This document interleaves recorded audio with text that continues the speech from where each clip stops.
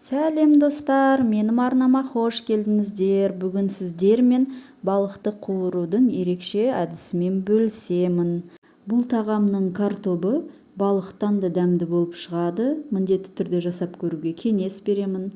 Балығымыз аз болған кезде мен осылайынан картоппен бірге дайындаймын. Өте дәмді болып шығады.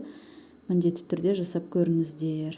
Алдымен балығымызды міне былайынан турап аламыз. Менде судактың филесі бар екен.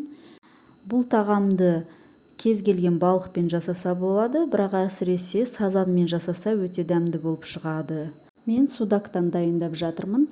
Енді міне балығымызды тұздап, жақсылап араластырып, бір 15-20 минутқа тұзы сіңгенше қойып қоямыз.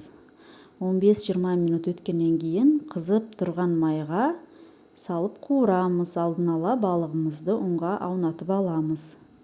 Мінекей осылайынан ұнға аунатамыз да, жақсылап тұрып, екі жағы қызарғанша жақсылап тұрып қуырып аламыз. Бұл әдісті маған өзімнің құрбым үйреткен. Өте керемет. Мен сол кезде қатты ұнағаны соншалық мен осыны әрдайым жасап жүремін. Бірақ бұлай дайындалған әдісте балығымыз қытырлақ болмайды, сырты қытырлап тұрмайды, жұмсақ болып піседі. Қазір неге екенін өздеріңіз көресіздер. Балығымыздың екі жағын жақсылап тұрып қуырып алдық. Енді міне майымызды сүзіп аламыз. Қоқымын алмаймыз, жақсы жерінен майымызды алып аламыз. Қазір осы майға пиязымызды және картобымызды қуыратын боламыз. Мінекей пиязымызды осылайынан бөліп турап аламыз. Картобымызды мынандай қалыңдықта турап аламыз. Кез келген қалыңдықта турасаңыз болады. Сол картобымыздың қалыңдығына байланысты, пісу уақыты соған байланысты болады. Мінекей барлық ингредиенттер дайын. Енді осыны дайындауға кірісейік. Қазанымызға жаңағы майымызды құямыз да, оның үстіне пиязымызды салып, жақсылап тұрып, қызарғанша қуырып аламыз. Шамамен 5 минуттай қуырамыз. Пиязымыз қызарған кезде картобымызды салып, барлығын жақсылап араластырамыз. Дәміне қарай тұзымызды қосамыз да. Мен мысалға бір қасықтай қостым. Енді осының барлығын жақсылап тұрып тағы бір араластырамыз.